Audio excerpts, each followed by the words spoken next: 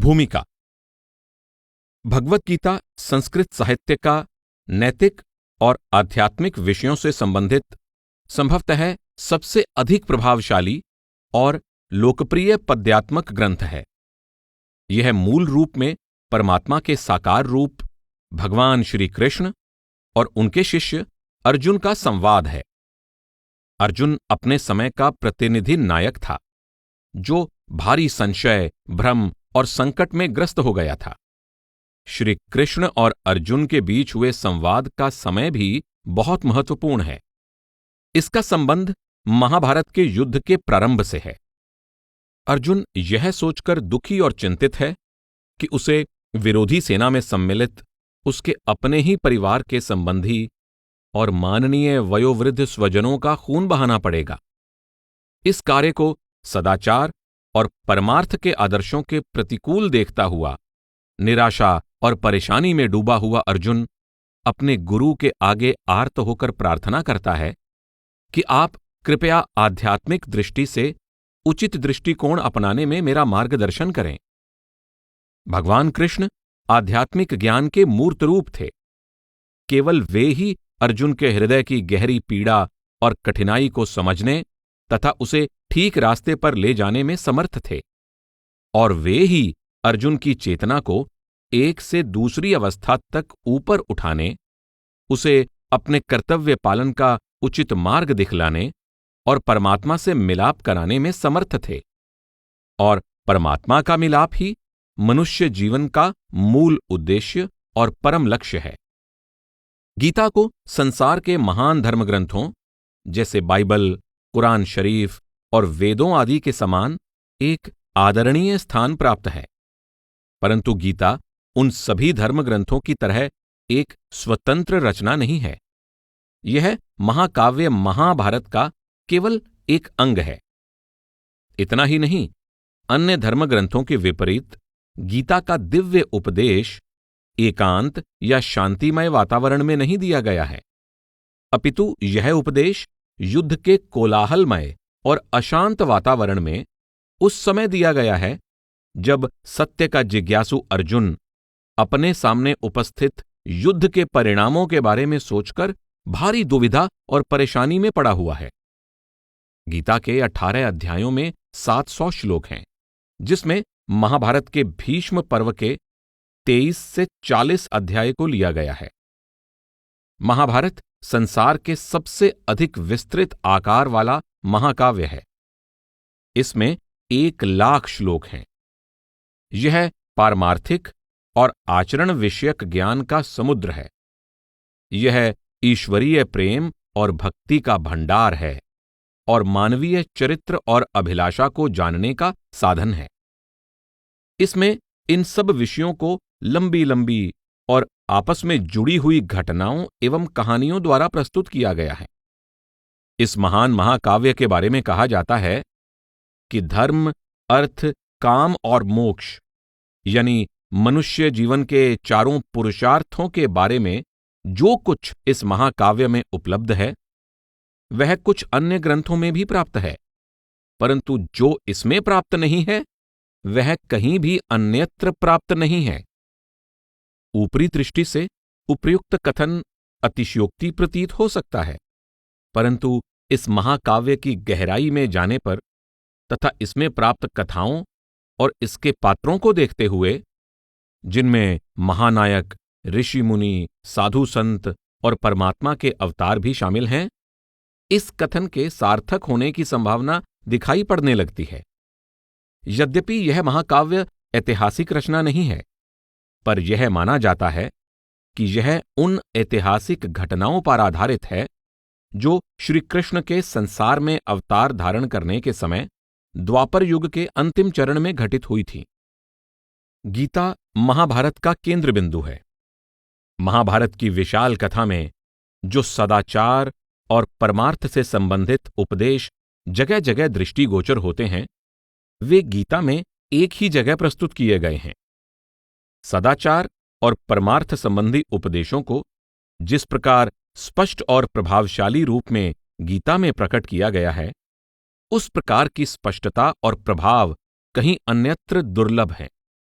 गीता का संदेश जितना सरल और स्पष्ट है, उतना ही गूढ़ और उत्कृष्ट भी है। इसमें वार्तालाप को संदेश का माध्यम बनाया गया है, जिससे इसको नाटकीय रूप प्राप्त हो जाता है और इसका उपदेश अधिक लोकप्रिय हो जाता है। जिस किसी भी दृष्टिकोण से देखें, यह संवाद अत्यंत महत्वपूर्ण है, जिसमें मानवीय शिष्य ऐसे दिव्य गुरु के सम्मुख खड़ा है जो अनंत सामर्थ्य, ज्ञान और प्रेम का साकार रूप है।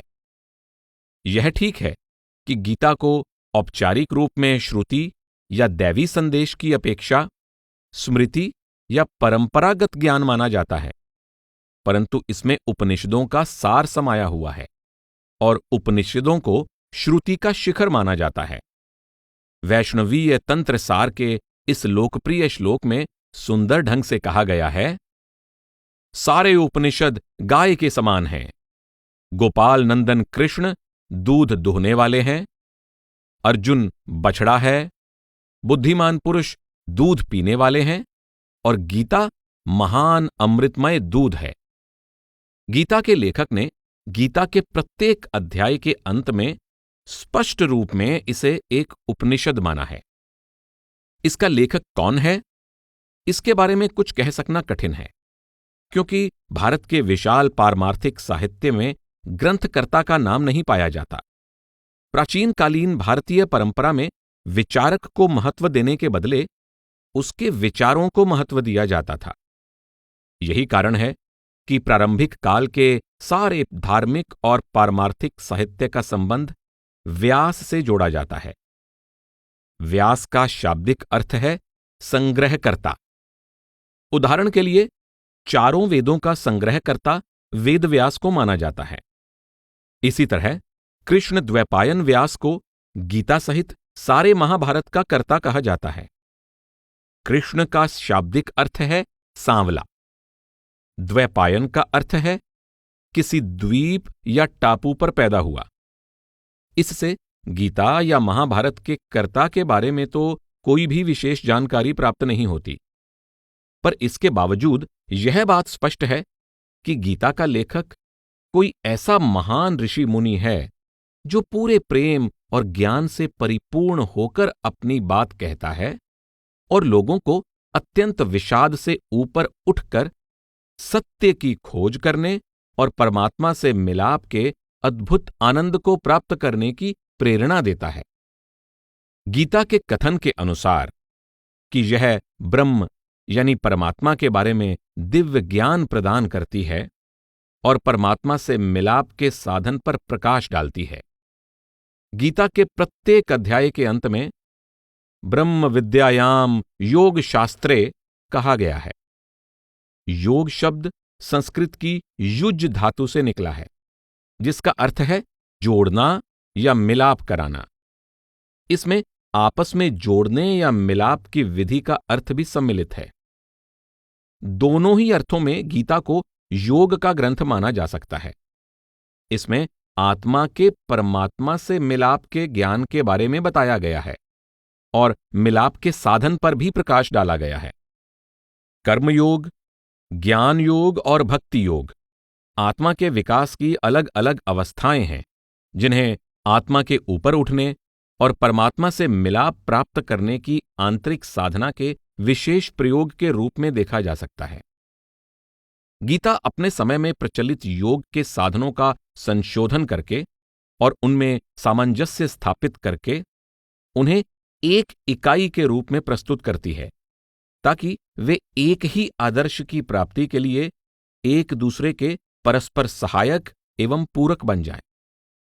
गीता का उपदेश विशेष परिस्थिति में विशेष समय और स्थान पर दिए जाने के बावजूद इसकी प्रेरणा और इसका प्रभाव सर्वव्यापी है। इसकी वृत्ति संकीर्ण और सांप्रदायिक नहीं है।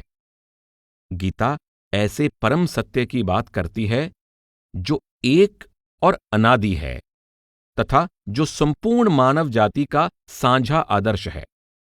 डॉक्टर सर्वपल्ली राधाकृष्णन ने ठीक ही कहा है, यह अर्थात गीता हिंदू धर्म के किसी विशेष संप्रदाय की नहीं, अपितु समूचे हिंदू धर्म का प्रतिनिधित्व करती है। यह केवल हिंदू धर्म का ही नहीं, बल्कि मूल धर्म का प्रतिनिधित्व करती है।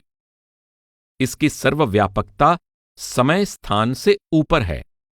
यह मानवीय चेतना के संपूर्ण क्षेत्र का एकीकरण करती है। यह ठीक है कि गीता में श्री कृष्ण को भगवान का स्वरूप माना गया है, परंतु साथ ही इसमें यह स्पष्ट कर दिया गया है कि परमात्मा अनेक रूप धारण करके प्रकट होता रहता है और श्री कृष्ण उनमें से एक हैं। इसलिए गीता किसी एक ही अवतार को अधिक महत्व नहीं देती। इसमें उपदेश दिया गया है कि लोगों को अपने समय के संत महात्मा से आध्यात्मिक ज्ञान प्राप्त करना चाहिए। जैसे गीता में श्री कृष्ण भगवान के रूप में जिज्ञासु आत्मा अर्जुन को आध्यात्मिक ज्ञान का भेद प्रकट करते हैं, मनुष्य जन्म के मूल उद्देश्य के बारे में ज्ञान देते हैं और संकट के समय धैर्य देने वाले शब्दों द्वारा उसको प्रोत्साहित करते हैं, उसी तरह किसी अन्य समय में परमात्मा का साक्षात रूप धारण करके प्रकट हुआ कोई संत महात्मा उस समय के किसी सच्चे जिज्ञासु को वैसी ही सहायता, मार्गदर्शन और उपदेश दे सकता है। यदि कोई निर्मल हृदय से परमात्मा की खोज करता है तो परमात्मा उसके पास मार्गदर्शक के रूप में पहुंच जाता है। परमात्मा समान रूप में हर किसी के हृदय में विराजमान है और वह हर किसी की सच्ची आंतरिक पीड़ा और पुकार को देखता और सुनता है, लेकिन भ्रम का पर्दा पड़े रहने के कारण जीव को उसकी उपस्थिति का एहसास नहीं होता। गीता के अनुसार मनुष्य जीवन का सर्वोच्च लक्ष्य परमात्मा को प्राप्त करना है। परमात्मा की प्राप्ति कर लेने के बाद मनुष्य को फिर कभी जन्म मृत्यु के चक्र में नहीं आना पड़ता। वास्तव में मनुष्य जीवन परमात्मा से मिलाप प्राप्त करने का एक दुर्लभ वरदान है, परंतु परमात्मा से मिलाप का मार्ग रुकावटों, खतरों और धोखों से इतना अधिक भरा हुआ है कि बिना किसी समर्थ और सही मार्गदर्शन देने वाले पूर्ण गुरु की सहायता के, जो स्वयं परमात्मा का साक्षात रूप हो, ठीक मार्ग पर चलना और अंतिम मंजिल पर पहुंच पाना प्रायः असंभव है। साधक के हृदय में सतगुरु के प्रति पूर्ण विश्वास होना चाहिए और परमार्थ के मार्ग पर चलते समय उसका हृदय दृढ़ संकल्प से भरपूर होना चाहिए। पक्के इरादे और पूरी दिलचस्पी से काम लेना चाहिए तथा संसार का बहादुरी, साहस और सहन शक्ति से सामना करना चाहिए। उसे अज्ञानतावश कर्मों और हालात द्वारा सौंपे गए कर्तव्यों को पीठ नहीं दिखानी चाहिए। पारमार्थिक जीवन के वास्तविक शत्रु संसार के धंधे नहीं, अपितु अज्ञानतावश पैदा हुई अनावश्यक इच्छाएं और मोह ममता हैं, जो साधक की पारमार्थिक दृष्टि को धुंधला करके उसको गलत रास्ते पर डाल देती हैं। इसलिए गीता लोगों को पलायनवादी यानी कायर दृष्टिकोण अपनाने के लिए उत्साहित नहीं करती और न अपने उचित कर्तव्य पालन में आलसी, सुस्त और लापरवाह बनाना सिखाती है, बल्कि यह उन्हें सांसारिक और पारमार्थिक दोनों तरह की कठिनाइयों का पूर्ण श्रद्धा और विश्वास के साथ सामना करने का उपदेश देती है। इस तरह गीता साधकों को सांसारिक युद्ध करते हुए परमार्थ का साम्राज्य जीतने के लिए प्रेरित करती है। परमात्मा की कृपा और सतगुरु के मार्गदर्शन द्वारा उनका लोक और परलोक दोनों में विजय प्राप्त कर लेना निश्चित है। जब से संसार के पश्चिमी तथा संसार के अन्य देश प्राचीन भारतीय विचारधारा के संपर्क में आए हैं, गीता के संदेश ने उनके ध्यान और रुचि को आकर्षित किया है। संस्कृत भाषा की इस रचना का अनेक विदेशी भाषाओं में अनुवाद किया जा चुका है। सबसे पहले चार्ल्स विल्किंस ने 1785 में इसका अंग्रेजी में अनुवाद किया था। श्लेगल ने 1823 में लैटिन में, वान हम्बोल्ट ने 1826 में जर्मन में, लेसन्स ने 1846 में फ्रांसीसी में और गैलेनोज ने 1848 में इसका यूनानी में अनुवाद किया। अब तक इसका संसार की सभी प्रमुख भाषाओं जैसे कि रूसी, चीनी, जापानी, स्पेनिश, इतालवी, डच, हिब्रू, पुर्तगाली, अरबी और भारत की अन्य प्रमुख भाषाओं में अनुवाद हो चुका है। महायान बौद्ध धर्म, जो अब तिब्बत और पूर्वी एशिया में प्रचलित है, के विकास पर गीता का प्रभाव दिखाई देता है। महायान बौद्ध धर्म की दो प्रमुख रचनाएं महायान श्रद्धोत्पत्ति यानी the awakening of faith in Mahayana और सधर्म पुंडरिका यानी the lotus of the true law पर गीता के उपदेश का प्रभाव स्पष्ट दिखाई देता है। पूर्व और पश्चिम के अनेक महापुरुषों ने गीता की महिमा की है और इसे शाश्वत महत्व वाला महान धर्मग्रंथ माना है। उदाहरण के रूप में वेदांत के अद्वैतवादी संप्रदाय के प्रसिद्ध व्याख्याकार शंकराचार्य का कथन है, यह प्रसिद्ध गीता शास्त्र सारे वैदिक उपदेश के महत्वपूर्ण अंगों का सार है। इसके उपदेश के ज्ञान द्वारा सभी मानवीय अभिलाषाएं पूरी हो जाती हैं। स्वामी विवेकानंद जी का कथन है, गीता उपनिषदों से संग्रह किए गए पारमार्थिक सच्चाइयों के सुंदर फूलों का गुलदस्ता है। श्री अरबिंदो जी की मान्यता थी कि जिस जीवंत दृष्टि और अनुभव द्वारा इसके यानी गीता के ढांचे की रचना की गई है, वह आज भी पहले की तरह ही शक्तिशाली, शाश्वत सत्य और महत्वपूर्ण है। गीता के बाद के सारे आध्यात्मिक विकास, अनुभव और सभी तरह की प्राप्तियों के बावजूद हम आज भी मुख्यतः मार्गदर्शन और प्रेरणा के लिए इसी की ओर लौटकर आते हैं। श्री ध्यानेश्वर जी ने भी इसी तरह के भाव प्रकट किए हैं। समय के बीतने के साथ इसके उपदेश की चमक कम नहीं हुई है और न इसके बुनियादी सिद्धांत और उपदेश अनुपयुक्त सिद्ध हुए हैं। इसमें उच्चतम सिद्धांतों को आश्चर्यजनक सरलता से समझाया गया है और सबको मान्य है। जटिल सिद्धांतों से अनजान साधारण से साधारण व्यक्ति और उच्च कोटि के महात्मा तक को यह यानी गीता मार्गदर्शन प्रदान करती है। लोकमान्य बाल गंगाधर तिलक के शब्द हैं, यह कहना उचित प्रतीत होता है कि समस्त संस्कृत साहित्य में इसके अतिरिक्त कोई दूसरी ऐसी रचना नहीं है जिसमें समकालीन हिंदू धर्म को इतने संक्षेप में परंतु स्पष्ट और संदेह रहित ढंग से प्रस्तुत किया गया हो जिस तरह गीता में किया गया है। बेड ग्रिफिथ महोदय कहते हैं, भगवत गीता या भगवान का गीत एक श्रेष्ठ पारमार्थिक रचना है। यद्यपि इसका संबंध हिंदू परंपरा से है, परंतु यह केवल हिंदुओं की ही नहीं बल्कि सारे संसार की है। यह समूची मानवता की पारमार्थिक विरासत का अंग है। एल्डस हक्सले ने भी इसी ढंग से कहा है, गीता शाश्वत दर्शन शास्त्र का सबसे अधिक स्पष्ट, व्यापक और संक्षेप में प्रस्तुत किया गया ग्रंथ है। इसीलिए इसका चिरस्थायी महत्व केवल हिंदुओं के लिए ही नहीं बल्कि संपूर्ण मानव जाति के लिए है। थियोसॉफिकल आंदोलन को स्थापित करने वाली एनी बेसेंट गीता के दुर्लभ महत्व के बारे में कहती हैं, हिंदू धर्म के महाकाव्य महाभारत में पाए जाने वाले अमूल्य उपदेशों में कोई भी उपदेश गीता में दिए गए उपदेश के समान दुर्लभ तथा अनमोल नहीं है। यह साधक को सन्यास के निचले स्तर से, जिसमें विषयों का त्याग कर दिया जाता है, सन्यास के ऊपरी स्तर पर ले जाता है जिसमें इच्छाओं का अंत हो जाता है और साधक निरंतर शांतिपूर्वक ध्यान में लगा हुआ अपने शरीर और मन द्वारा सक्रिय होकर अपने द्वारा किए जाने वाले कर्तव्यों को पूरा करने में लगा रहता है। भगवत गीता का यह मूल उपदेश है कि संसार के कार्य करते हुए भी परमात्मा के साथ मिलाप को प्राप्त कर उसे कायम रखा जा सकता है और उस मिलाप में रुकावटें कहीं बाहर नहीं अपितु अपने अंदर हैं।